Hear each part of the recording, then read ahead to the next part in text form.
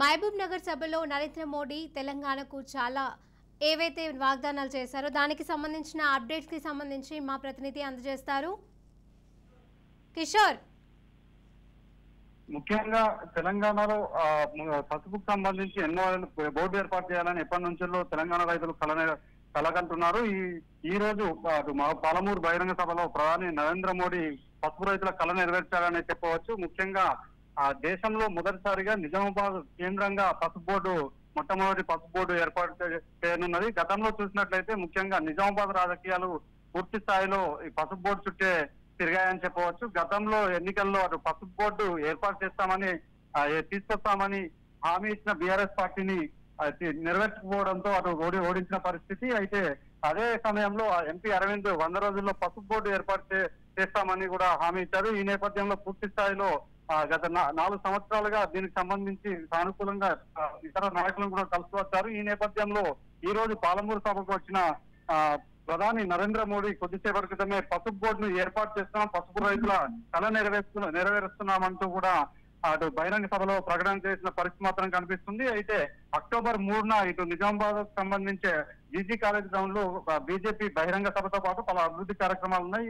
ఈ కార్యక్రమానికి వస్తున్న నేపథ్యంలో ఈ రోజే పాలమూరు సభ వేదికగా పసుపు బోర్డు ఏర్పాటు చేస్తున్నట్టు కూడా ప్రకటించారు. అయితే పసుపు బోర్డు ఏర్పాటుతో జిల్లా వ్యాప్తంగా రైతులు ఆనందం వ్యక్తం చేస్తున్నారు. ముఖ్యంగా గత ఎన్నికల్లో చూసినట్టయితే ఆదిలాబాద్, కరీంనగర్, నిజామాబాద్ 3 స్థానాలు కూడా బీజేపీ పార్టీ గెలుస్తుంది. అయితే రానున్న అసెంబ్లీ ఎన్నికల్లో కూడా 10 నుండి 15 అసెంబ్లీ స్థానాలు ఈ పసుపు రైతు పసుపు సంబంధించిన రైతులే ప్రభావితం చేసే అవకాశం ఉంది. ఈ నేపథ్యంలో ఈ రోజు ముందస్తుగా పాలమూరు సభ వేదికగా నరేంద్ర మోడీ కొద్దిసేపటి క్రితమే పసుపు బోర్డు ఏర్పాటు చేస్తున్నామని కూడా అటు ప్రకటన చేసిన పరిస్థితి మాత్రం కనిపిస్తుంది. అయితే ముఖ్యంగా ఈ పసుపు బోర్డు ఏర్పాటుతో నిజామాబాద్ తో పాటు జగిత్యాల, కరీంనగర్, నిర్మల్, ఆదిలాబాద్ జిల్లాలో అత్యధికంగా ఈ పసుపు పంట పండిస్తుంటారు. సుమారు 90,000 ఎకరాల్లో ఈ పంట సాగు చేస్తూ ఉంటుంది. ఈ నేపథ్యంలో 6 లక్షల క్వింటాల వరకు పసుపు ప్రతి సంవత్సరం కూడా దిగుబడి వస్తుంది.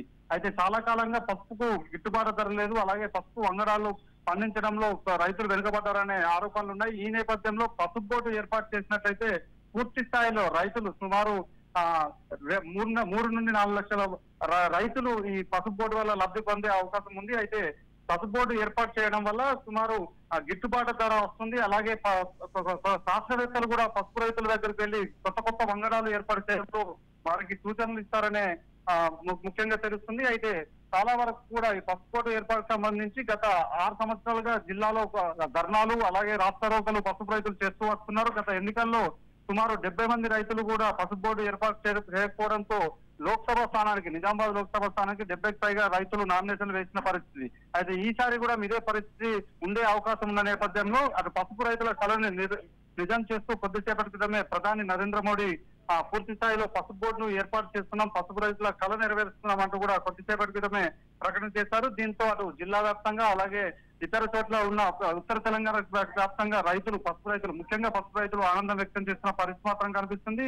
అంతేకాకుండా ఇటు బీజేపీ శ్రేణుల్లో సైతం ఆనందం వ్యక్తమవుతుంది. కార్యకర్తలు ఎక్కడికక్కడ రోడ్లపైకి వచ్చి టపాకాయలు పేల్చుకుంటూ సంబరాలు చేసుకున్న పరిస్థితి మాత్రం కనిపిస్తుంది. అక్టోబర్ 3న నిజామాబాద్ జీజీ కాలేజ్ గ్రౌండ్ లో నిర్వహించే బహిరంగ సభకు పెద్ద ఎత్తున రైతులు కూడా తరలి వస్తామంటూ కూడా చెప్తున్న పరిస్థితి మాత్రం కనిపిస్తుంది. మొత్తానికి అటు ఎన్నో ఏళ్లుగా పసుపు రైతులు ఎదురు చూస్తున్న కళ ఈ రోజు నెరవేరిందనే చెప్పవచ్చు. అయితే మరికొద్ది రోజుల్లో ఇక్కడ నిజామాబాద్ కేంద్రంగా దేశంలోనే మొట్టమొదటి పసుపు బోర్డు ఏర్పాటు కానుంది. పసుపు రోడ్డు ఏర్పాటు వల్ల ఇటు మహారాష్ట్రతో పాటు చుట్టుపక్కల రాష్ట్రాలకు సంబంధించి పసుపు పండించే రైతులకు గిట్టుబాటు ధరతో పాటు కొత్త వంగడాలు ఏర్పాటు చేయడం అలాగే ఉన్న పసుపుని కొనేందుకు కూడా అటు చాలా వరకు కూడా పండించిన పసుపును కొనేందుకు దళార్ల వద్దకు వెళ్లే పరిస్థితి మాత్రం ఉంది. ఈ నేపథ్యంలో పసుపు బోర్డు ఏర్పాటు చేస్తే ప్రభుత్వమే గిట్టుబాటు ధర ఇచ్చి పసుపును కొనే పరిస్థితి మాత్రం వస్తుందని అటు రైతులు ఆశాభావం వ్యక్తం చేస్తున్నారు. మొత్తానికి మాత్రం తెలంగాణ రైతుల కళను నెరవేర్చారని ఇటు పసుపు రైతులు సంబరాలు చేస్తున్న పరిస్థితి మాత్రం కనిపిస్తుంది.